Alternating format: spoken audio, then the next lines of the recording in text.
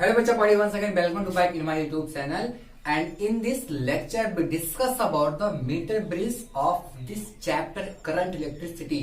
इसके पहले का जो हमारा लेक्चर था उस लेक्चर में मैंने आपसे व्हीटस्टोन ब्रिज के बारे में बताया था और जिसका कॉन्सेप्ट आप लोगों ने अच्छे से सीखा और आई थिंक हम उम्मीद करते हैं कि वो लेक्चर आपको जरूर समझ में आया होगा।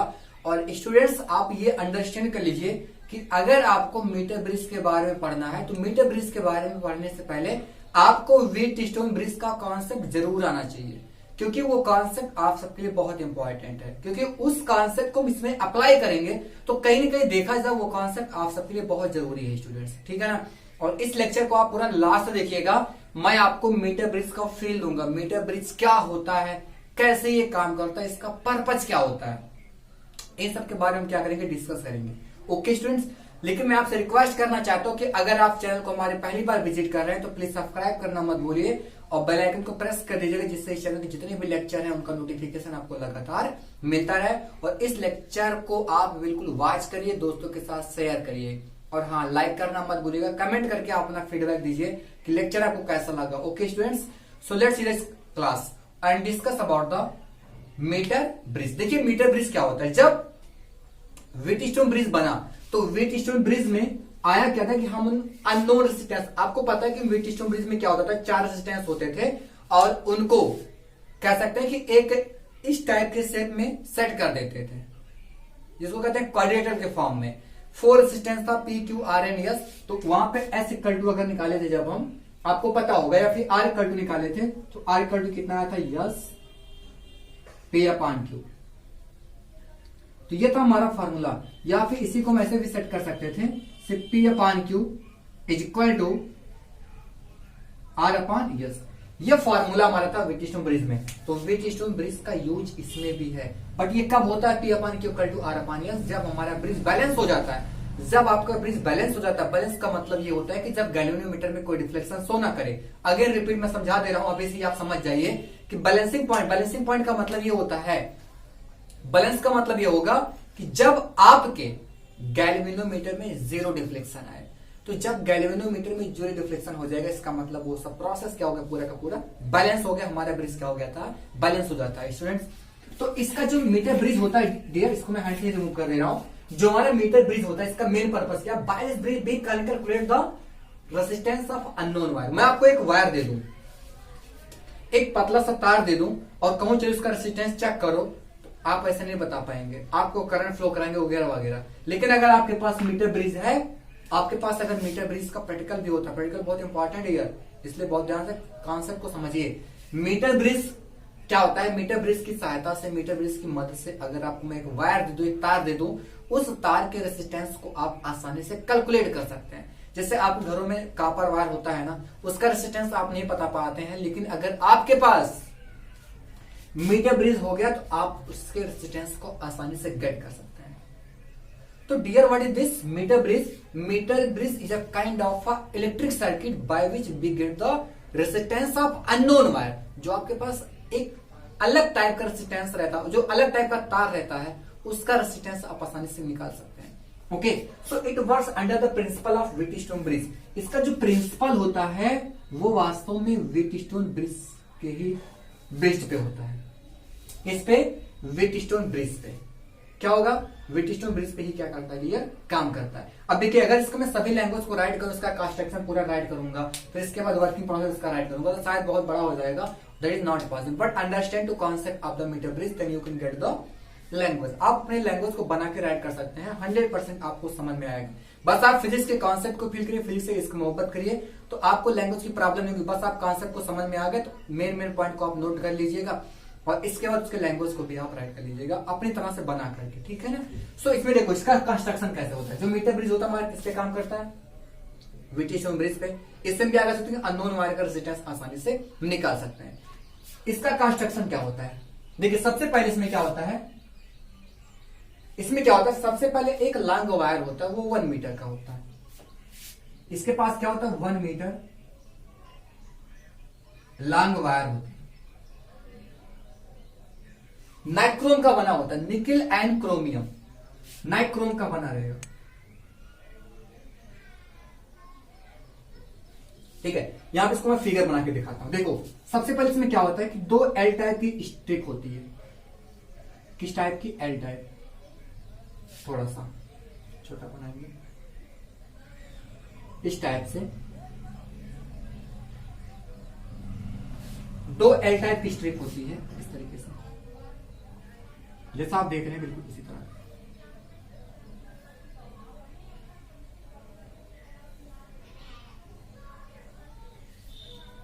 एल टाइप की होती है। क्या मैंने कहा कि इसके पास दो एल टाइप की स्ट्रिप होती है, मेटल की बनी होती है, कापर की पत्ती मान लो या कुछ भी मान लो। क्लियर हुई बात ना? इसमें क्या होगा, दो ऐसे एल टाइप की ब्लेड रहती है, एक वुडन बॉक्स होगा और उस वुडन बॉक्स पे ऐसे लगा रहता है। ठीक है, मैं आपको फिलहाल एक फिगर भी दिखा दूंगा। क्लियर? मैं समझा रहा हूं भैया, आराम समझिए। इसमें क्या होगा, ये देखिए एल टाइप की एक स्ट्रिप है, आपको फिगर में दिखाऊंगा, यहाँ पे चिपका दूंगा, एक फिगर दिखा दूंगा, उससे भी आप क्लियर हो सकते हैं। इसमें क्या होगा, एल टाइप की दो स्ट्रिप लगी होती है और इसके भी जो गैप बना होता है, इस गैप के बीच एक स्ट्रिप और लगा देते हैं। इस गैप के बीच क्या करते हैं, एक स्ट्रिप और लगा देते हैं। अब आपके पास जो 1 मीटर लॉन्ग वायर है, नाइक्रोम का बना हुआ है, उसको यहां पे 2 पॉइंटर होते हैं, 2 पॉइंटर होते हैं, A and B. A and B, इनके बीच क्या है, इसको सेट कर दीजिए। बिल्कुल स्ट्रेच होगा, टाइट होगा, ढीला हुआ तार नहीं होना चाहिए।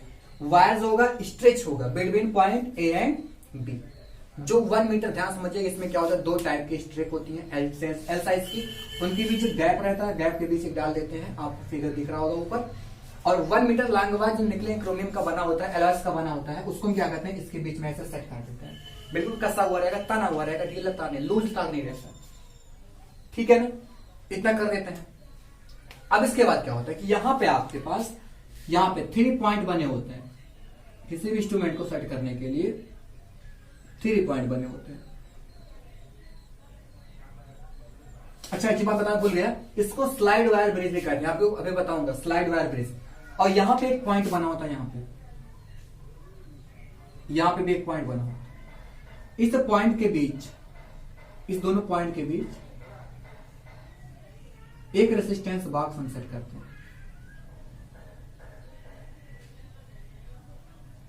इसमें रेसिस्टेंस का भंडार है, आरबी। क्या बोलते हैं इसको भाई, आरबी, रेसिस्टेंस बॉक्स। क्या बोलते हैं स्टूडेंट्स, रेसिस्टेंस बॉक्स। क्या ये रेसिस्टेंस बॉक्स है? रेसिस्टेंस बॉक्स का फिगर आप यहां पे देखिए ऊपर।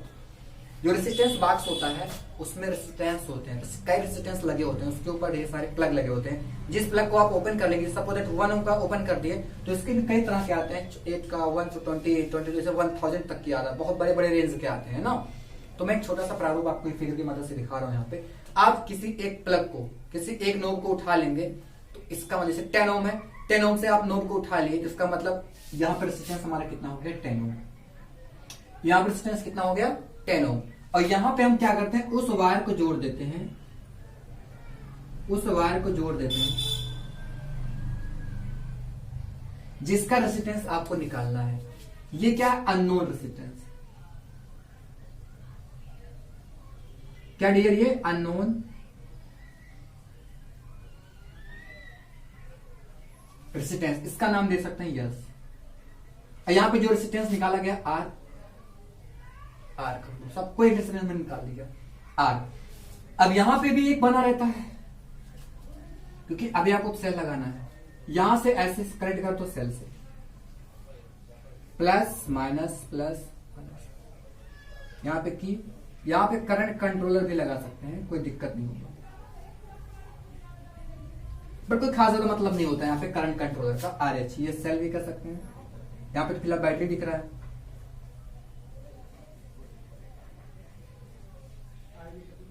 ये की है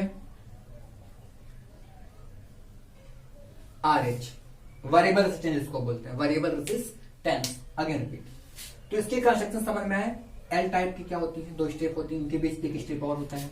यहाँ पर रेजिस्टेंस बॉक्स को सेट कर दे, जिससे रेजिस्टेंस बॉक्स का मतलब होता है कि एक ऐसे बॉक्स बना रहेगा, जिसको भी मैंने दिखाया था वहां पे, उसमें ढेर सारे रेजिस्टेंस होते हैं। जिस प्लग को ओपन करेंगे, निकाल देंगे, वहां पे उतना रेजिस्टेंस सेट हो जाएगा। क्लियर? यहाँ पे ऐसा हो गया। अब एक बात सुनो, ये जो बीच वाला देख रहे हैं ना, एक पॉइंट बच रहा है, इससे हम क्या करते हैं कि गैल्वेनोमीटर को सेट कर देते हैं। किससे? गैल्वेनोमीटर से। आप गैल्वेनोमीटर सेट करने के बाद जॉकी से कनेक्ट कराते हैं। किससे कनेक्ट कराते हैं? जॉकी। जॉकी देखो ऐसे होता है, इस तरीके से थोड़ा,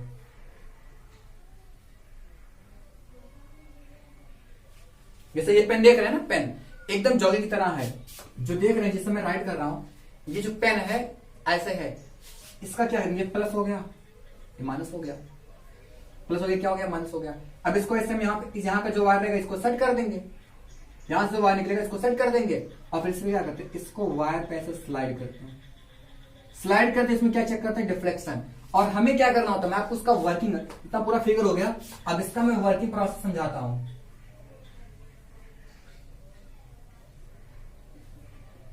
वर्किंग प्रोसेस समझाएंगे क्या, कैसे? आप की को क्लोज कर दो, क्या कर दो? क्लोज कर देंगे, तो करंट स्टार्ट होगा।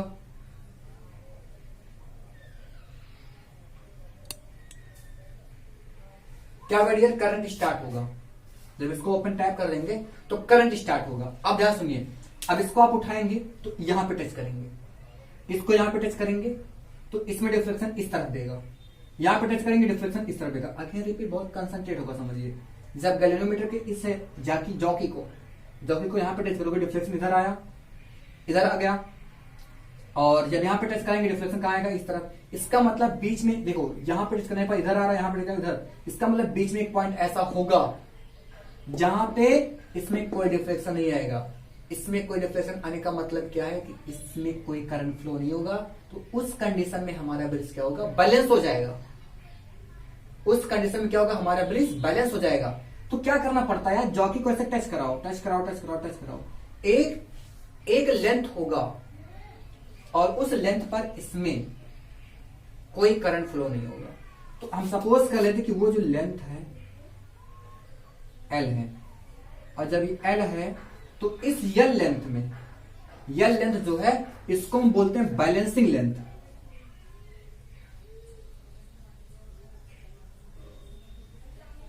बैलेंसिंग लेंथ क्या बोलते हैं स्टूडेंट्स? Balancing length. तो यल हो गया। अब इसको क्या करते हैं? यहां पे टच कराते हैं,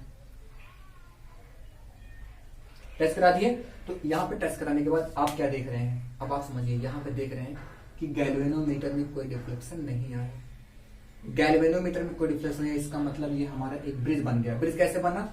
एक पार्ट ये ए बी सी कर दो, यहां पे क्या कर दो? डी कर दो। क्लियर है बात? रही है यार। दो डायगोनल देखो, यहाँ पे एक डायगोनल से क्या कहता था? एक डायगोनल सी डी था, गैल्वेनोमीटर से कनेक्ट हो गया था, और एक डायगोनल ए बी है, इससे क्या कनेक्ट हो गया है? सेल एन थी। ऐसे बिल्कुल व्हीटस्टोन ब्रिज में भी था। एक रेजिस्टेंस यहाँ पे, एक रेजिस्टेंस यहाँ पे, और एक रेजिस्टेंस यहाँ पे भी होगा, और एक रेजिस्टेंस यहाँ पे भी होगा। तो अगर ये एल है, तो अगर मैं इसको 100 सपोज कर लूं तो कितना हो जाएगा? 100 माइनस एल कितना होगा? 100 माइनस एल। बहुत आसान है यार। तो फिर से एक बार समझाते पहले आराम से। ये सब हो गया था फिगर। हमने कहा कि आप इसको टैप कर दो, करंट स्टार्ट हो जाएगा। तो इसको यहां पे चेक करो, डिफ्लेक्शन इधर आएगा, इधर टैप करो, डिफ्लेक्शन इधर आ गया। इसका मतलब बीच में एक पॉइंट ऐसा होगा, बीच में एक पॉइंट ऐसा होगा जहां पर डिफ्लेक्शन 100% आ रहा होगा। तो अगर डिफ्लेक्शन 100% आएगा, बिल्कुल सही बात है। अगर इधर टैप करने में डिफ्लेक्शन इधर आ रहा है, तो इसका मतलब हमारा ओवर ब्रिज का जो हाँ मीटर ब्रिज का जो अरेंजमेंट है वो बिल्कुल 100% सही है। ओवर ब्रिज नहीं है, मीटर ब्रिज है भाई, क्या होता है। तो इसका जो अरेंजमेंट हो गया बिल्कुल सही है ना। तो अब आपको क्या करना है? वायर को टच कराना है। भाई देखो, वायर को आप कस के मत टच कराइएगा, दबाइएगा मत, अदरवाइज वायर का क्रॉस सेक्शन एरिया चेंज हो जाएगा। और जब इसका क्रॉस सेक्शन एरिया चेंज हो जाएगा तो रेजिस्टेंस क्या हो जाएगा? बदल जाएगा। इसलिए क्या करना है? मेंटेन बनाए रखना है। तो देखो, जो रेजिस्टेंस यहाँ निकाला गया आर है, इसका रेजिस्टेंस कितना है? यस है। तो मैं क्या करता हूं, मेरे दिमाग में आता है यार कि सपोज कर लेते हैं कि इतने भाग का जो एल भाग है, एल पार्ट जो है, इसका रेजिस्टेंस पी कर लो। जो एल पार्ट उसका रेजिस्टेंस क्या कर दो? पी कर दो, और इसका रेजिस्टेंस क्या कर दो? क्यू कर दो। अच्छा, जब ये प्रैक्टिकल करते हैं थोड़ा बहुत कुछ सावधानियां भी होती है, प्रिकॉशन भी होता है। क्या होता है? कभी भी आप जग को कस के मत लगाइएगा ऐसे।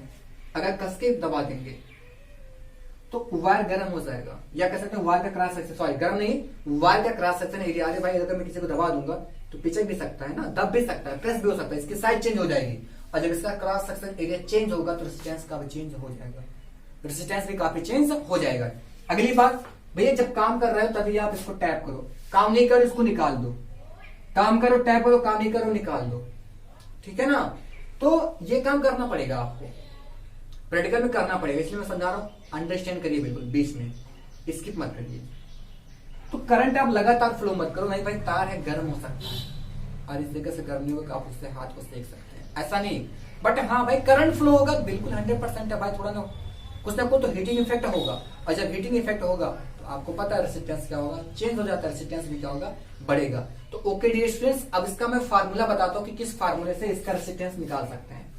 सो प्लीज जल्दी से इसको नोट करिए, इसका लैंग्वेज आप राइट कर सकते हैं खुद, कुछ बताने की जरूरत नहीं है। हाँ अगर आपको कोई प्रॉब्लम है तो बिल्कुल जाइए डिस्क्रिप्शन में जाइए, व्हाट्सएप ग्रुप का लिंक लगा हुआ, वहां पे व्हाट्सएप ग्रुप में जुड़ जाइए, आप हमें बताइए सर कौन सा नोट्स आपको चाहिए, बिल्कुल आपको 100% में नोट्स प्रोवाइड कराऊंगा। So please note down it and discuss about the how to calculate the unknown resistance. Okay student, let's see the calculation. इसका कैलकुलेशन पार्ट देख लेते हैं हम, कैलकुलेशन पार्ट इसका।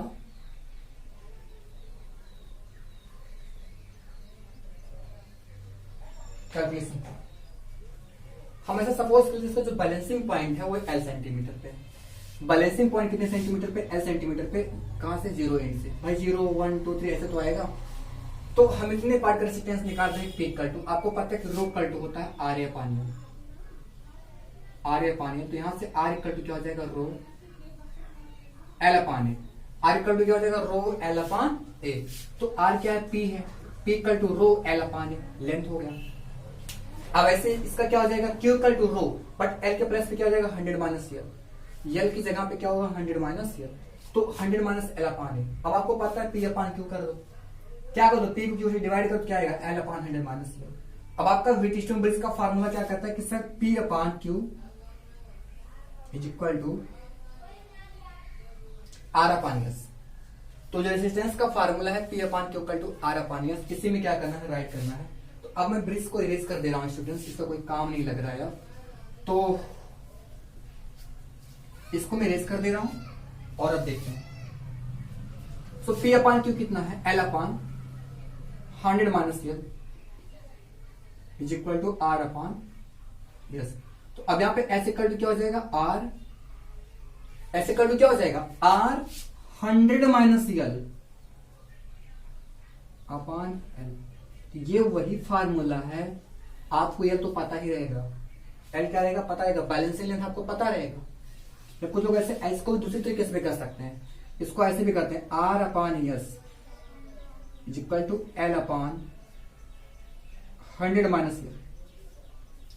R upon S equal to क्या होता है, L upon 100 minus L। R upon S equal to क्या होता है, L अपान 100 माइनस L। तो ये भी एक बढ़िया सा क्वेश्चन है, दमदार क्वेश्चन, सॉरी दमदार क्वेश्चन, एक बढ़िया सा कॉन्सेप्ट है, इसको भी आप राइट कर लीजिएगा अपने नोटबुक में। इसी से क्वेश्चन अभी सॉल्व होंगे, मैं न्यूमेरिकल्स कराने का प्रयास कर रहा हूं, उसको आप न्यूमेरिकल्स को समझिए बहुत अच्छे से, और फिर इसके बाद टॉपिक को फिनिश करते हैं, मिलते हैं आप लोगों से नेक्स्ट लेक्चर में पोटेंशियोमीटर के साथ, बट अभी न्यूमेरिकल सॉल्व होगा। सो please note down it and discuss about the numericals.